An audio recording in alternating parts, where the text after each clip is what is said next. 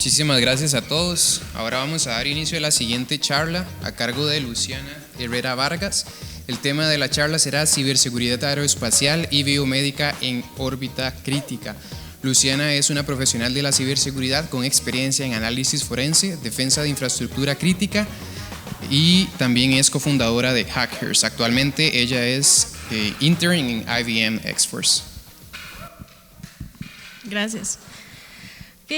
Como ya me presentaron, soy Luciana Herrera, ingeniera de mecatrónica, me estoy especializando en biorrobótica y muchos pueden pensar como qué tiene que ver ciberseguridad, aeroespacial, mecatrónica, sistemas SCADA y ciberseguridad.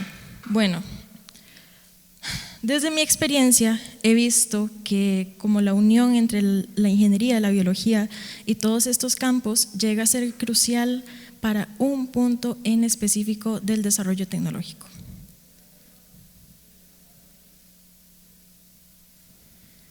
Quiero que imaginemos una situación antes de iniciar con la charla. Imagínense qué pasaría en un campo de guerra que haya un hackeo de un satélite y no se puedan comunicar con sus familiares, que necesiten llamar a emergencias y no tienen cómo comunicarse. No hay servicio, no hay cómo decir a los servicios de emergencia, aquí estoy, necesito ayuda. Esto pasó en Ucrania en el 2022, si no estoy equivocada, que fue un ataque de DOS a un satélite Starlink. ¿Y cómo se va a vincular todo esto con biomédica? Vamos desde otro punto de vista, ¿ok? Imaginemos que la Estación Espacial Internacional, que esto es algo que vamos a profundizar un poquito más adelante de la charla, es un sistema que debe monitorear a los signos vitales de los astronautas. ¿Qué pasa si los empiezan a manipular? ¿Qué pasa si empiezan a decir, no, es que es hipertenso o no tiene signos vitales y está vivo, o empiezan a manipular ese tipo de datos? ¿Qué es lo que va a pasar?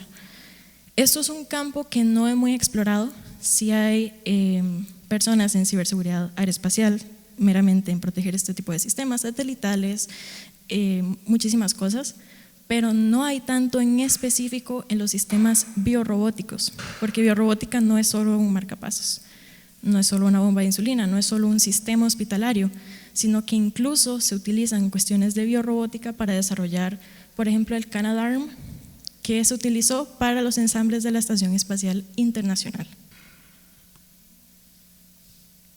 Vamos a empezar un poquito con qué es la mecatrónica para poder desarrollar bien toda esta temática. Para mí, la mecatrónica es como estudiar medicina general.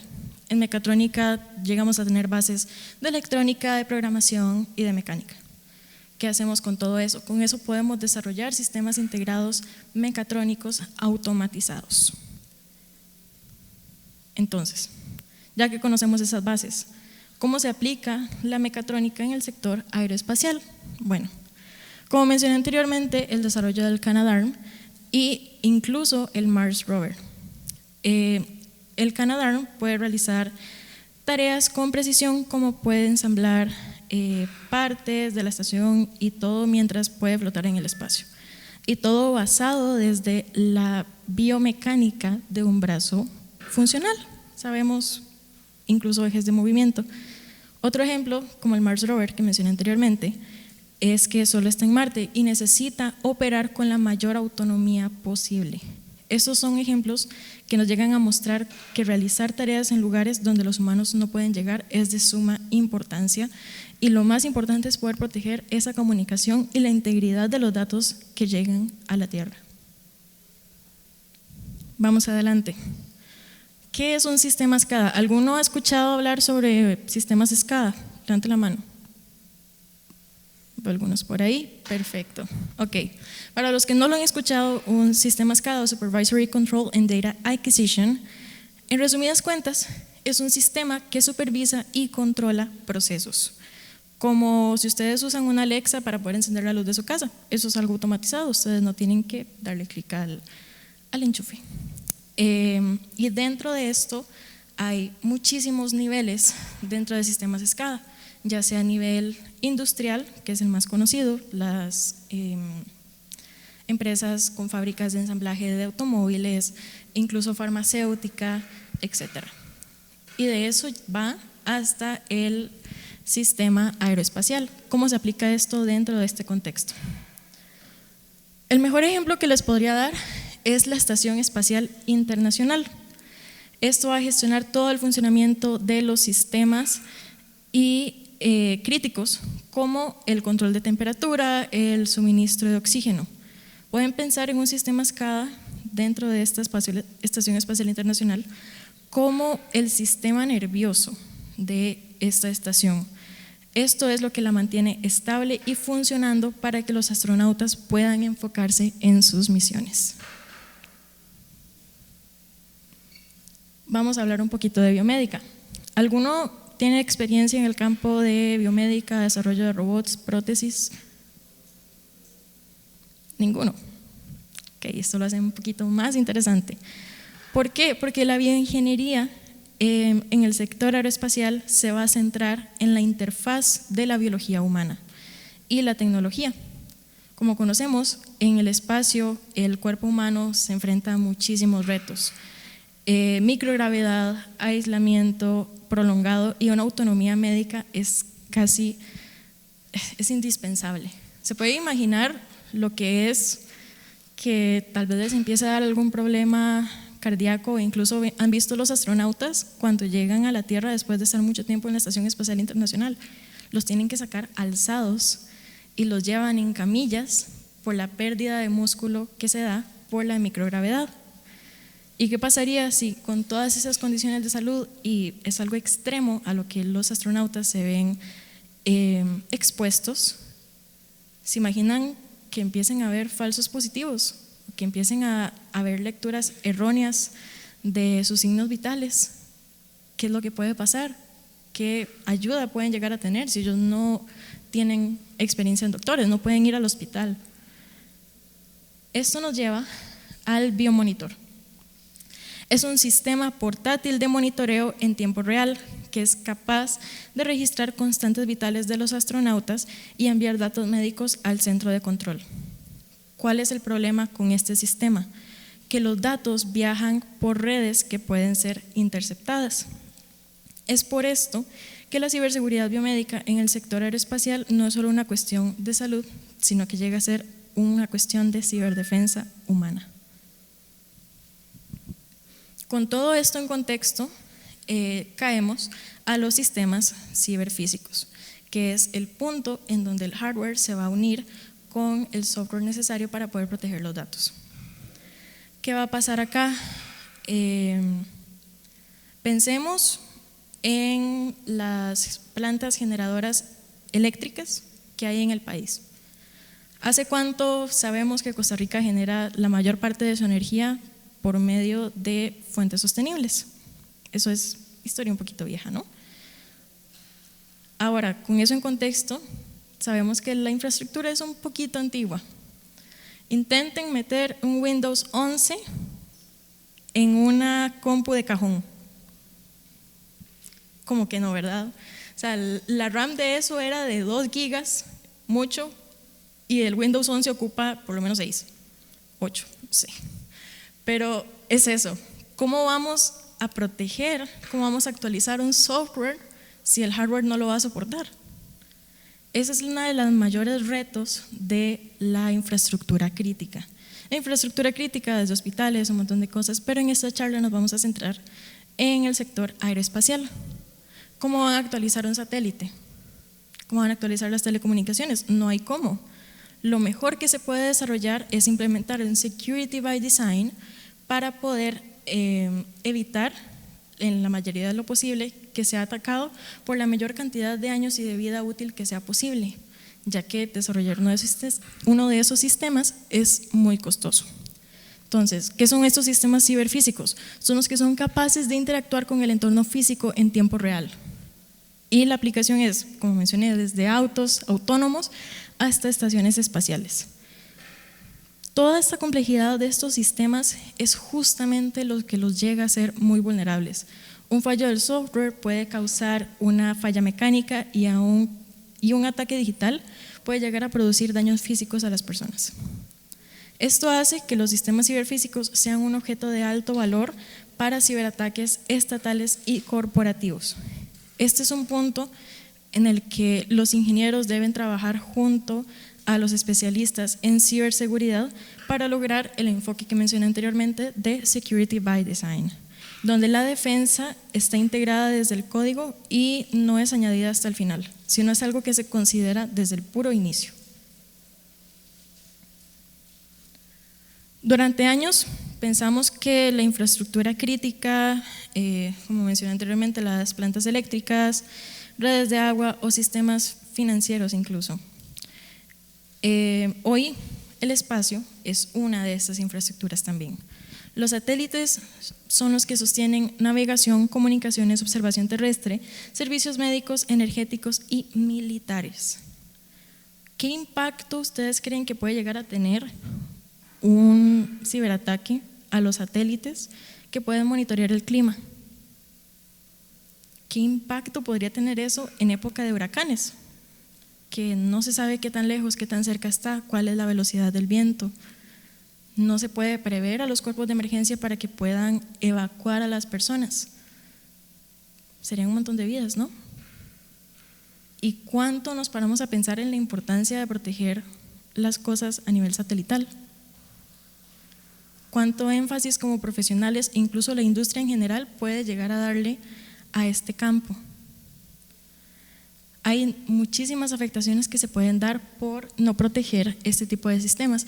Y el sector aeroespacial no son solo satélites, sé que es lo que más menciono, pero también son observatorios, centros de investigación, estaciones terrestres. Incluso pasó, creo que fue en Chile, que hubo un ransomware en una investigación que estaban haciendo en un telescopio y no pudieron seguir haciendo su investigación por un año, y todos los fondos que se invirtieron durante esa investigación se perdieron porque tenían que iniciar la investigación de cero nuevamente cuando lograron mitigar el ransomware después de un año. Un ataque a un satélite también puede afectar el servicio de GPS. ¿Cuántos de aquí no pueden llegar a ningún lado sin Waze? O se pierden en el centro de San José y lo único que tienen es Google Maps y ojalá que no me asalten, ¿verdad? Eso es lo que tenemos. Entonces, imagínense sin eso y sin pensarlo. Es algo que como profesionales en ciberseguridad no consideramos tanto, pero el impacto que llegaría a tener es increíble. Puede colapsar incluso sistemas de rescate, de transporte aéreo. ¿Cómo sería sin radares para poder ubicar a los aviones, para que no choquen? Y el sector climático también, como mencioné anteriormente. Esta es una frontera de ciberseguridad que no está dentro de nosotros, no está dentro del globo terráqueo, está más allá de las nubes, está en órbita crítica. Ya con todo esto, ya podemos tener una noción un poquito más dirigida de qué tienen que ver todas estas cosas que se sienten tan aparte, que se sienten como, ok, puedo diseñar un cohete, puedo diseñar un marcapasos, puedo hacerle la prótesis a alguien que perdió el brazo y que sea robótica. ¿Cómo se conecta con ciberseguridad? Acá podemos ver que hasta cierto punto considero que todo tipo de ingeniería, todo tipo incluso de especialidad, llega a englobarse y a necesitar ciberseguridad.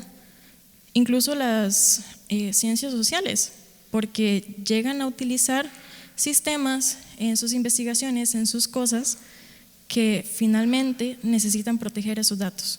Al final del día, para cualquier sector hay que proteger datos y debemos enfocarnos en diseñarlo de la forma más segura posible.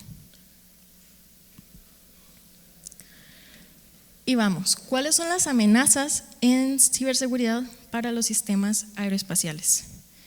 A pesar del riesgo, la ciberseguridad en misiones espaciales sigue siendo una prioridad completamente secundaria.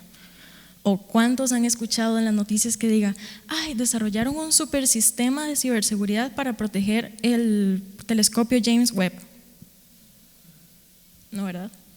Lo que más se utiliza en el sector aeroespacial es la tecnología que no se conoce, no se puede hackear. Sin embargo, la cantidad de satélites inhabilitados que hay que se tiraron en la carrera espacial cuando inició, que todo el mundo empezó a tirar satélites a lo loco porque querían ganar. Y son muchos que incluso grupos de hacktivistas han podido usar para interceptar telecomunicaciones y para generar un mayor daño. ¿Por qué? Porque volvemos a lo mismo del Windows 11 en una computadora de cajón. Es un software que está desactualizado, un hardware desactualizado, que con la tecnología que tenemos hoy es muy fácil de poder interceptar con los implementos adecuados y con los conocimientos también. Muchos sistemas fueron diseñados hace décadas, sin llegar a contemplar amenazas modernas. ¿Quién en los 70s iba a pensar que iban a atacar satélites? O que iban a agarrar un satélite que lo iban a desviar contra el sol, solo porque sí, solo para dañarlo. O iban a pensar que en una guerra podían interceptar telecomunicaciones para hacer más daño. O incluso drones, que pueden interceptar los drones y pueden causar muchísimos daños también. No existe una política global que vaya de la mano con el Security by Design. No hay, obviamente tenemos como los marcos, los reglamentos básicos de ciberseguridad, de qué son las normativas, estándares que se necesitan, pero llega un punto en que hay muchos vacíos, en que hay muchas cosas que nos centramos en construir y que funcione, construir y que llegue al espacio y que pueda volver, pero no en proteger los datos que puede traer esa misión. Además, el mantenimiento remoto de estos sistemas es muy limitado. No hay parches que se les puedan dar, porque es lo mismo, ¿cómo vas a actualizar un sistema antiguo que funcione? Pero necesitas actualizar el software para poder protegerlo de los nuevos ciberataques que se han estado desarrollando. No se puede, ¿verdad? Esto deja muchísimas misiones vulnerables ante ataques, interceptaciones, manipulación de telemetría o explotación de firmware desactualizado. El verdadero reto dentro de esta temática no es proteger el hardware en sí, sino que hay que garantizar la integridad de las operaciones humanas y científicas en entornos donde la seguridad no es una opción, es una necesidad. ¿Cuáles son las principales vulnerabilidades en estos dos sectores que estamos analizando? Las principales vulnerabilidades en el sector aeroespacial serían las interferencias electromagnéticas, ataques de DOS y la manipulación de datos. ¿Y en el biomédico cuáles serían? Acceso no autorizado a dispositivos de alteración de parámetros vitales. Después vamos a ver casos reales sobre esto que van a evidenciar todas estas cosas y cuáles son las estrategias de mitigación que se han utilizado hasta ahora para los casos registrados y de los que se conoce, porque las estadísticas de casos que conocemos no son los casos que realmente existen, sino que muchos no se dan a conocer, muchos se quedan sin registrar, sin que se vuelva una gran noticia. ¿Por qué? Porque es anunciar de, hey, mírenme, soy vulnerable. Hey, es como ir caminando a las 8 de la noche por un barrio feo con el teléfono acá. Como decir, hey, véanme. No. Entonces, la mitigación aplicada en el sector aeroespacial ha sido la encriptación avanzada, autenticación multifactor y segmentación de redes orbitales. ¿Y qué se ha desarrollado en el sector biomédico? Firmware seguro, detección de intrusos basada en inteligencia artificial y el cifrado de extremo a extremo. Ahora sí veremos casos de ciberataques reales. Primero quiero iniciar con incluso del 1998. ¿Qué fue lo que pasó acá? Este satélite era un satélite creo que era como de investigación climática, y los atacantes, como mencioné anteriormente, tomaron control y no fue para robar datos, no fue para manipularlos, simplemente giraron sus paneles hacia el sol y se dañó. Ese fue todo el daño, dañar el satélite. No quisieron robar información, no quisieron manipularla, solo fue, ay, a ver qué pasa, a ver si lo logro. Entonces, ¿y qué fue lo que pasó acá? Estuvo por, no me acuerdo cuántos años estuvo, pero estuvo años en órbita, dañado, hasta que lograron restablecer la conexión y traerlo a tierra y se desintegró en la órbita, que es el video que, ojalá se viera un poquito mejor, se ve por ahí. ¿Cuál fue este tipo de ataque? Fue un tipo exploit. ¿Qué es ese tipo de ataque? Es un tipo de ataque de aprovechamiento de vulnerabilidades en los sistemas de control satelital, en realidad en cualquier tipo de sistema. Ahora, esto pasó en el satélite Landsat en el 2007 y el Terra en 2008. Estos sí son de igual monitoreo climático y de la Tierra. Un actor malicioso logró interferir en los enlaces de comunicación satelital y tomó un control parcial sobre ellos por unos minutos. No fue tan dañino como el del Rosat, que destruyó completamente el hardware, se lo quemó, lo tiró al suelo, sino que se ejecutaron comandos dañinos y se demostró la capacidad para manipular la telemetría y control orbital. ¿Por qué elegí este caso? Porque esto es lo que evidencia que sí llega a pasar. Y vemos casos, uno del 98, tenemos este 2007-2008 y el que mencioné anteriormente del 2022-23 de los satélites Starlink en Ucrania. Son cosas que no se ven en las noticias todos los días, pero son cosas que realmente están pasando. ¿Y cuál fue este tipo de ataque en el Landsat? Fue uno de intercepción y manipulación de señales de comando y control. ¿Cuál fue la afectación que esto tuvo? Fue por unos minutos y no generó mayores daños, pero evidenció que la infraestructura es vulnerable. Y es algo que no se considera, hago mucho énfasis en esto, que no se ha considerado en el desarrollo de estos sistemas que se podrían hackear. Avancemos un poco con los casos de biomédica. ¿Alguno conoce a alguien que necesita una bomba de insulina o ustedes llegan a necesitar una bomba de insulina? Levante la mano. Sí, por allá hay algunos, ok. ¿Ustedes se imaginan lo que es que después de que les pongan la bomba de insulina lleguen y les digan, no, es que se la tenemos que cambiar porque hicimos unos estudios y vimos que se la pueden hackear y le pueden dar más insulina de la que necesite? Después de probablemente la inversión, incluso en Estados Unidos, de la inversión en un hospital para que se lo puedan implantar, que les digan, es que se lo tenemos que retirar porque no hicimos las pruebas de seguridad.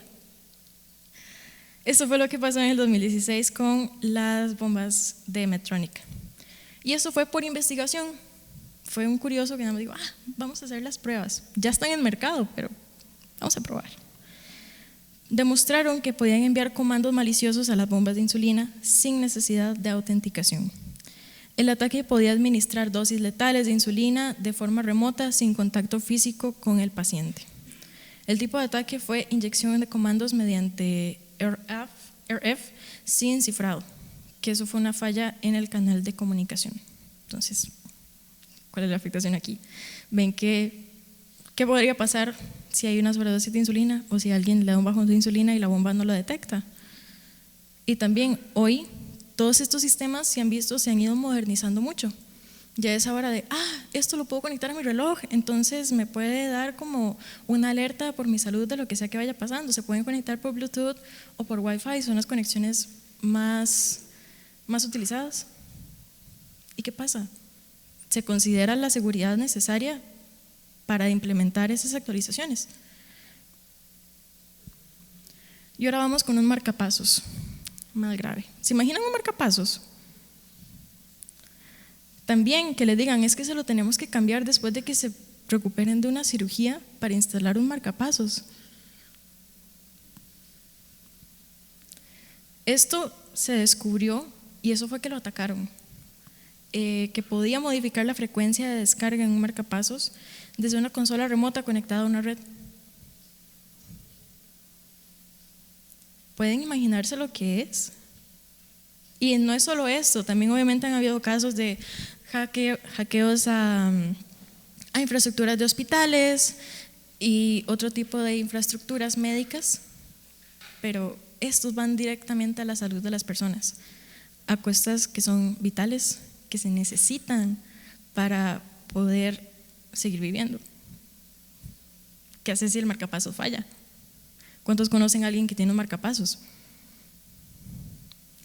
Imagínense que después de esa operación, de la recuperación, lleguen y les digan, ay, es que lo tenemos que retirar del mercado porque vimos que es vulnerable y no lo podemos actualizar. ¿Cómo haces para actualizarle el software de los marcapasos? No. Este caso permitía provocar fibrilación o fallo cardíaco en el paciente, alterando frecuencia cardíaca de hasta 300 latidos por minuto. Imagínense, y tal vez uno en el gimnasio con 150 se está muriendo. Este tipo de ataque fue una escalada de privilegios y explotación de firmware sin parches, que es una escalación de servicios, de privilegios, perdón. Es que yo entro como un usuario básico, sí, es que no necesito muchas cosas, y encuentro una vulnerabilidad, entonces puedo subir de nivel y puedo ir subiendo y subiendo y subiendo, subiendo hasta que llego a administrador o al puesto que necesite para poder generar el daño. Vamos con las tecnologías críticas y las contramedidas que son recomendadas. Las contramedidas deben llegar a ser integradas, dinámicas y redundantes. En el plano técnico, digamos, la segmentación de redes, cifrado cuántico, autenticación multifactor y simulaciones de ataques. En el plano organizacional, se necesitaría la cooperación internacional, auditorías permanentes, protocolos de respuesta autónomos. Y para las tecnologías críticas, como la de los sistemas biomédicos y aeroespacial o los satélites SCADA, se necesitan modelos predictivos basados en inteligencia artificial para anticipar anomalías y responder antes del impacto. Sé que este es un tema que es como reconocido de, sí, inteligencia artificial, pero se pueden automatizar muchísimas cosas. En caso de estar revisando los logs de un satélite, todas las entradas y salidas, ustedes se pueden imaginar cuántas solicitudes puede llegar a tener un satélite. Desde usted los mensajes que manda, que escribe como 2 palabras por mensaje para decirle a alguien si quiere salir hoy al mall. La cantidad de solicitudes que puede generar es increíble, y las personas que deben de estar monitoreando estas señales, ¿cómo hacen? Millones y millones de solicitudes, ¿cómo hacen para detectar una que sea maliciosa? Una sola que pueda generar muchísimos daños. Aquí es donde se utiliza la inteligencia artificial. ¿Por qué? Porque se pueden desarrollar sistemas de machine learning que puedan analizar patrones. Entonces empiezan a ver, ok, aquí hay una solicitud media extraña, la voy a notificar al analista y el analista es el que tiene que revisarlo, resolver y reportar y bloquearlo. ¿Okay? Son situaciones que no se dimensionan tanto, que tal vez se mencionan mucho con inteligencia artificial, pero en la vida real apenas los estamos empezando a implementar. Cuando, como mencionaban en la charla anterior, está la computación cuántica. ¿Cuánto más rápido puede descifrar un dispositivo con computación cuántica una contraseña que un ordenador normal puede durar 10 años? ¿Qué podemos utilizar para cambiar nuestras contraseñas? ¿Qué más podemos hacer para poder proteger todo esto? Entonces, las tecnologías críticas y sus contramedidas. Para las prótesis, las principales vulnerabilidades son las que vimos anteriormente. Ustedes se imaginan que incluso, y me acuerdo que leí un caso cuando estaba investigando este tema, un caso de un hackeo a un brazo robótico de alguien. Así. O sea, se imaginan que ustedes están aquí, que el brazo empieza así.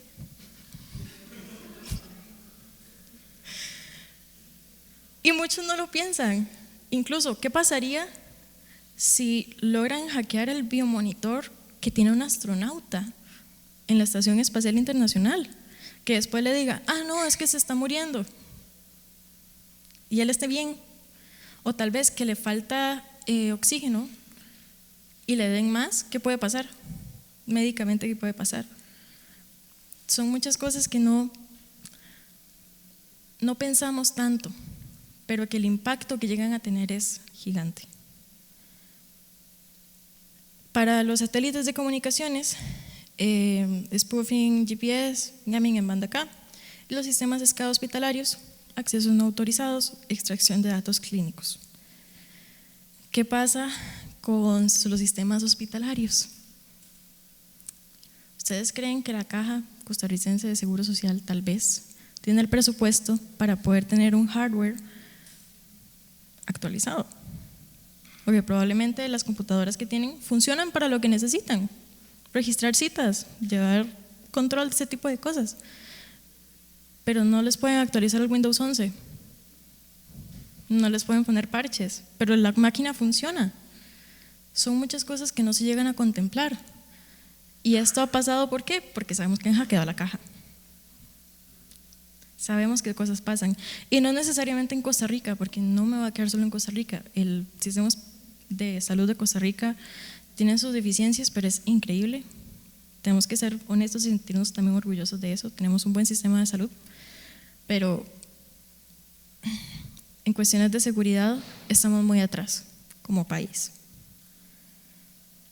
¿Y cuál es la mitigación para estos casos? Arquitectura Zero Trust, honeypots y segmentación de red. Es como lo más que podemos utilizar en caso de que no dé tanto el presupuesto para poder actualizar el hardware que se tiene en los centros hospitalarios y clínicas. Continuando con esto, ¿cuáles son las amenazas emergentes en estos campos? Nos acercamos a un punto donde las amenazas no son humanas, sino que llegan a ser algorítmicas.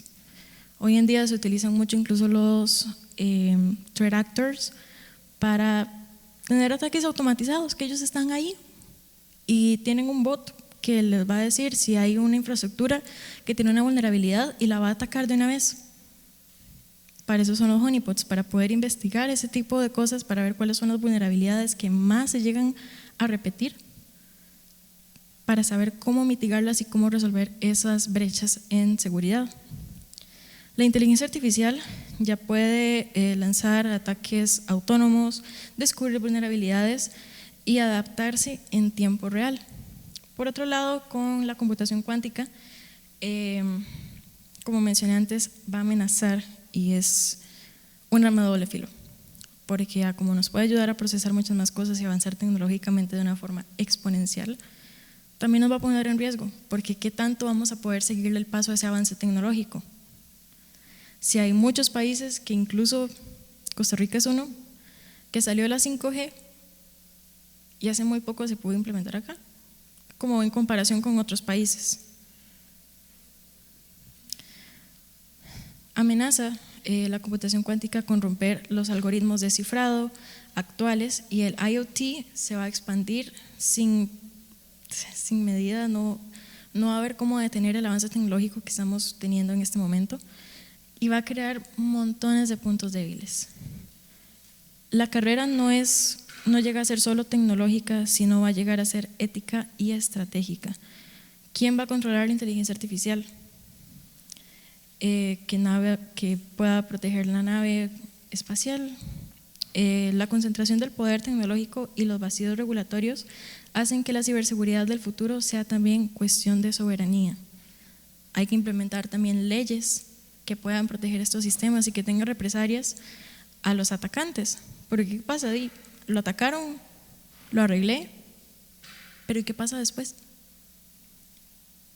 ¿Qué pasa con la persona que lo hizo o el grupo que lo hizo? ¿Se logra encontrar? ¿Se logra evitar que puedan seguir haciendo más daños?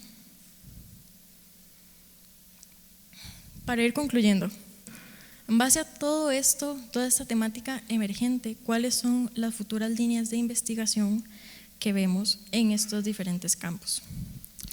Tenemos que el futuro de la ciberseguridad biomédica y aeroespacial debe ser predictivo, adaptativo y sobre todo debe ser ético.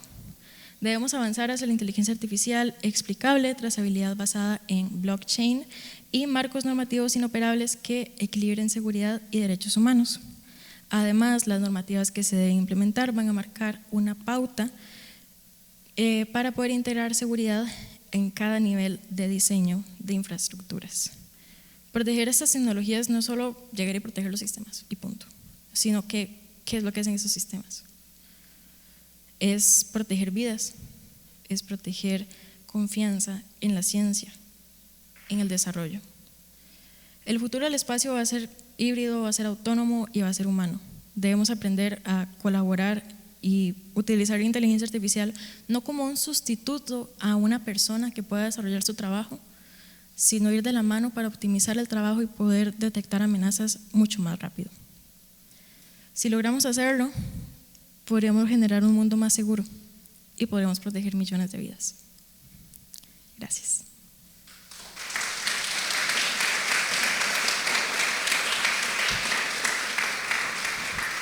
Ahora, por acá, el QR que ven por ahí, escanéenlo para que se les descargue un malware. No, mentira. Ahí van a encontrar las redes sociales de Hackers Costa Rica, que es un grupo de mujeres que buscan impulsar a más mujeres en ciberseguridad en áreas STEM. Así que les agradeceríamos muchísimo todo el apoyo que nos puedan dar. Estamos desarrollando material educativo de ciberseguridad básica, desarrollamos webinars también sobre estos temas. En nuestro canal de YouTube también hay charlas sobre diversos temas de ciberseguridad para el que quiera estar revisando.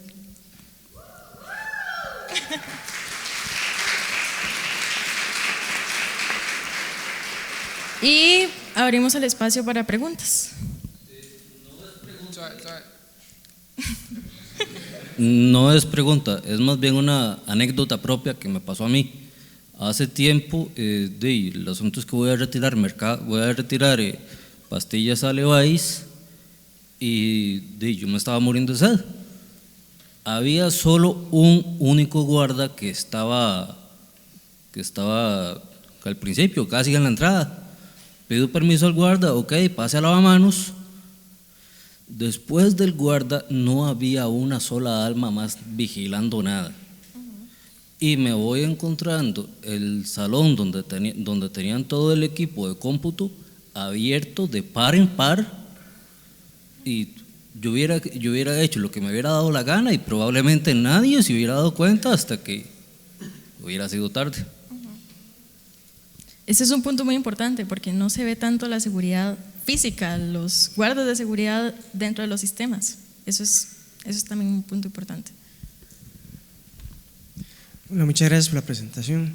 ¿Sabes cuáles son los países pioneros en la parte de soberanía actualmente que están liderando? Actualmente no tengo conocimiento de cuáles son, sin embargo sé que hay países que van mucho más avanzados que Costa Rica, ¿no? Digamos. ¿Alguna otra pregunta? Por allá. Vale, por allá. ¿Dónde? Buenos días. Sí, en este tema, cuando hay ataques y resultan en situaciones complicadas como las que se discutieron aquí, ¿quién al final asume la responsabilidad y quién se puede tomar como responsable para lidiar con estos problemas y después pedir soluciones? Ok, normalmente en las empresas en las que se desarrollan este tipo de sistemas hay varias capas para poder desarrollar, por ejemplo, un satélite. Entonces vamos a tener los de diseño, los de telecomunicaciones, los de redes, los de mecánica, los de electrónica, y también se debe implementar este sector de ciberseguridad, de poder proteger los datos, saber qué son las cosas de software necesarias para poder protegerlos. Y en caso de que se dé un ataque, esa es una de las problemáticas. Generalmente se tienen equipos como de Incident Response en caso de un ciberataque para gestionarlo, resolver, bloquear las cosas, evitar que pase a mayores, y la investigación y se hacen reportes. Sin embargo, normalmente es como proveedores, son terceros los que realizan ese servicio para algunas empresas, otras empresas son las que la desarrollan para ellos mismos, pero generalmente tienen que implementar una investigación mucho más a fondo para poder llegar a la persona que creó ese daño. ¿Alguna otra pregunta?